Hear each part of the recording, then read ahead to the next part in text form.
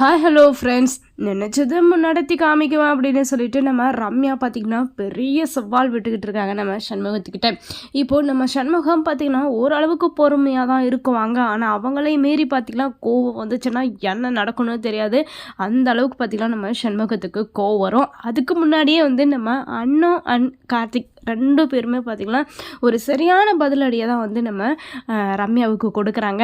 ஏன்னா ரம்யாவே இல்லாமல் நான் பண்ணிவிடுவேன், இந்த கல்யாணம் எப்படி நடக்குதுன்னு பார்க்கலாம் அப்படின்ற மாதிரி நம்ம அண்ணன் ஒரு பக்கம் பார்த்திங்கன்னா அவ்வளோ ஒரு தைரியத்தோடு வந்து சவால் விடுறாங்க.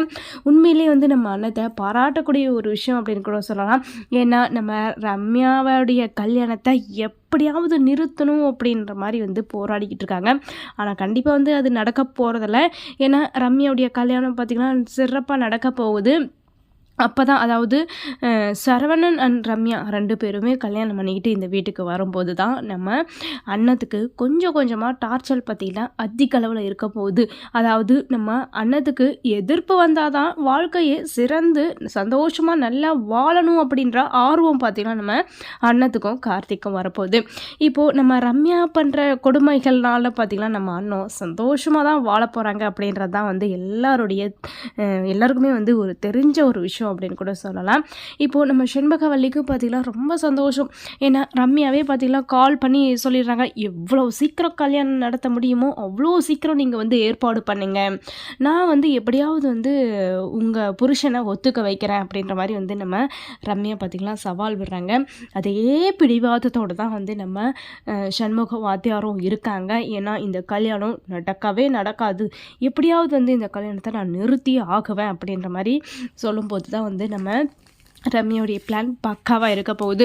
இப்போது எல்லாரையுமா கூப்பிட்டு வச்சு பார்த்திங்கன்னா அப்படியே, அதாவது ஊர் பெருமக்கள், அதாவது ஊரில் இருக்கிற பெரியவங்க எல்லாரையும் கூப்பிட்டு வச்சுட்டு வந்து நம்ம சண்முக வாத்தியார்கிட்ட செண்பகவல்லிக்கிட்டையும் பார்த்திங்கன்னா தாம்பூலத்தட்டு மாற்றுறாங்க.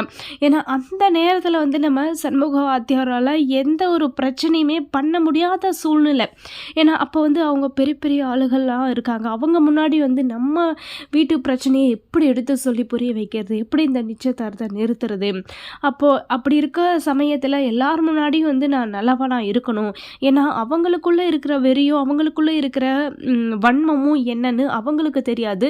இப்போது சிறப்பாக வந்து வாத்தியார் வீட்டு கல்யாணம் சிறப்பாக நடக்க போகுது, வாத்தியார் வீட்டு நிச்சயதார்த்தம் சூப்பராக நடந்துச்சு அப்படின்ற மாதிரி தான் நம்ம ஊருக்குள்ளே பேசிக்குவாங்க. இப்போ ஏதாச்சும் பிரச்சனை பண்ணுச்சுன்னா என் மேலே தான் தப்பாக போயிடும், என்ன தான் வந்து ஊருக்குள்ளே அசிங்கப்படுத்தி பேசுவாங்க. சரி, நிச்சயதார்த்தம் தானே, தாம்பாளம் தான் தட்டு தானே, வாங்கிக்கலாம். அதுக்கப்புறம் வந்து ஏதாச்சும் ஒரு சின்ன நோட்டீஸாக்க சொல்லி இந்த கல்யாணத்தை நிறுத்திடலாம் அப்படின்னு சொல்லிட்டு நம்ம சண்முக வாத்தியாரும் பார்த்திங்கன்னா அமைதியாக இருக்காங்க. ஆனால் அவருடைய பொறுமைக்கும் ஒரு எல்லை இருக்குது அப்படின்ற விஷயத்த நம்ம ரம்யா பார்த்திங்கன்னா புரிஞ்சுக்கணும், உணரணும். அடுத்ததான் என்ன நடக்கும் அப்படின்னு நம்ம பொறுத்திருந்து பார்க்கலாம். இந்த மாதிரி இன்ட்ரெஸ்டிங்கான வீடியோ கேட்க நம்ம சேனலை சப்ஸ்கிரைப் பண்ணிக்கோங்க.